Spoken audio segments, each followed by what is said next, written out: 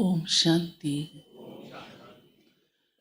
आज प्यारे बाप दादा के अव्यक्त रूप के चले हुए महावाक्य सुनेंगे।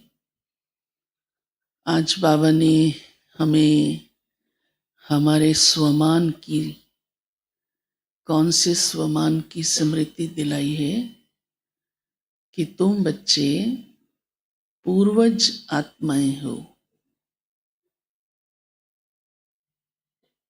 पूर्वज तो आप समझ सकते हैं किनको कहा जाता है,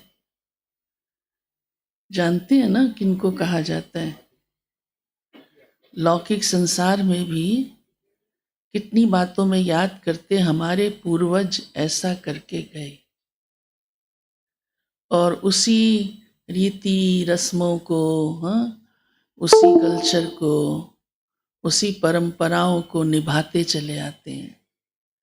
हमारे पूर्वजों ने ऐसा कहा था, दादा परदादा तरदादा, वंशावली जो चलती आती है, नाम भी उसका चलता आता है।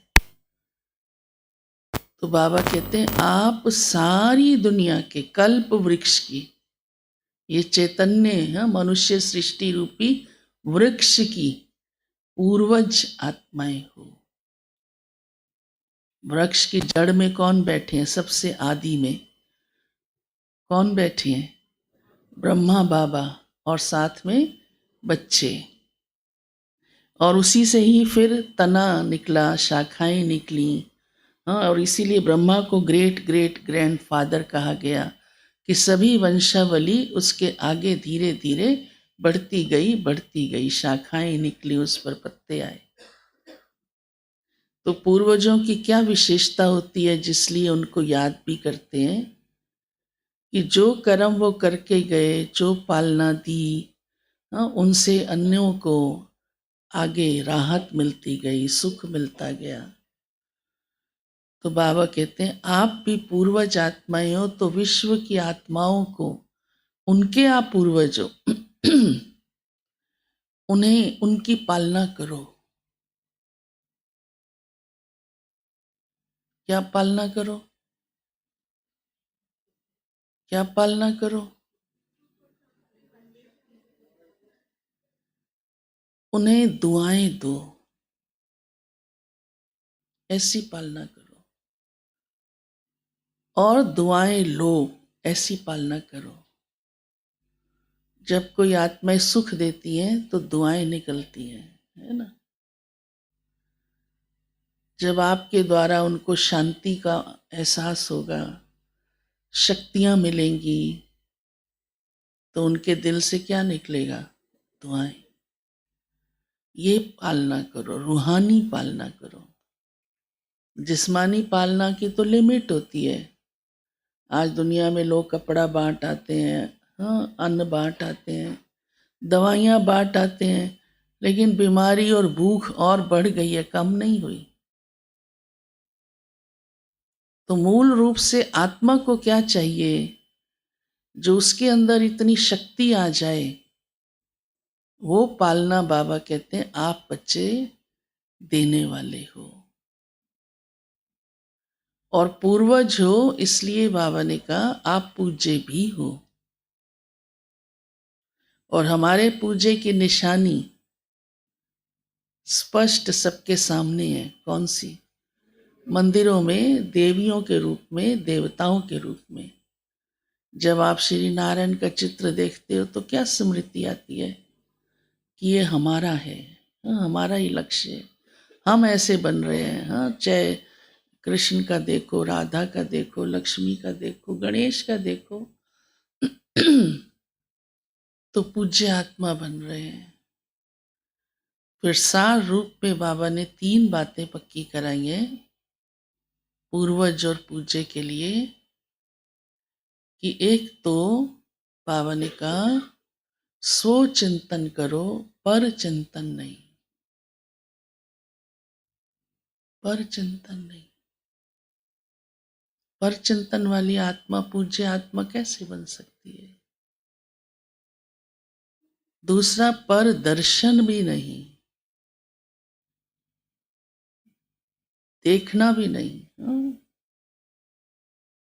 और तीसरा पर मत भी नहीं, जिसको आज बाबा ने कहा कुसंग पर संग, दूसरे के संग में आकर उसके अनुसार सोचना, चलना, कर्म करना। बाबा ने कहा श्रीमत बुद्धि में हो। तो ये 3 बातों की आज बाबा ने हम बच्चों को विशेष धारणा कहें, करेक्शन दी है कि पर मत छोड़ो, पर दर्शन छोड़ो और पर चिंतन छोड़ो। इसकी जगह क्या धारण करो? स्वचिंतन, स्वदर्शन और श्रीमत। बस ये सार है। तब आप पूर्वज कहला सकते हैं या पूज्य आत्मा कहला सकते हैं, बन सकते हैं। बन सकते हैं। वृक्ष के में सबसे इम्पोर्टेंट वृक्ष का जो हिस्सा होता है वो कौन सा होता है नरेंद्र भाई? जड़। जड़ कमजोर होगी तो वृक्ष सूख भी जाएगा, गिर भी जाएगा, झड़ भी जाएगा। और अगर जड़ शक्तिशाली है तो वो सब तक पहुंचाती रहती है, पत्ते तक हरा भरा करके रखती है। तो संगम युग में हम ब्राह्मण ही इस सारी चैतन्य सृष्टि की जड़ है। तो स्वयं को भी ऐसा, इसलिए बाबा ने ये 3 बातें कही हैं, तभी शक्तिशाली होंगे ना, नहीं तो कमजोर होंगे। फिर दूसरों तक भी क्या पहुंचेगा? जैसे कईयों की वो कहते हैं ना हेरिडिटी आ रही है, मैं कमजोर हूं या ये है फलाना है, ये मुझे पीछे से ही मिला है ना। तो क्या मिलेगा फिर आपसे औरों को? तो ये 3 बातों की धारणा ठीक होगी, स्वचिंतन, हाँ, स्वदर्शन और श्रीमत तो दे सकेंगे ना, नहीं तो वंशावली को क्या मिलेगा आपसे। इसलिए बाबा कहते हैं आपका काम है बाबा से लेकर, हाँ, बीज से जड़ जुड़ी होती है ना, बीज में ही सार होता है सारा। तो श्री बाबा बीज इस सृष्टि का रचयिता, जो सर्व शक्तियों का भंडार है, उससे जो आपको मिल रही है रूहानी शक्तियां, जो भी प्राप्तियां मिल रही हैं, वो अन्यों तक पहुंचाना, ये है रूहानी पालना करना। तो इतनी जिम्मेदारी वाली बात बाबा ने आज पूर्वज और पूज्य कहा है। बहुत ऊंचा स्वमान है ना, पूर्वज भी हो और पूज्य भी हो।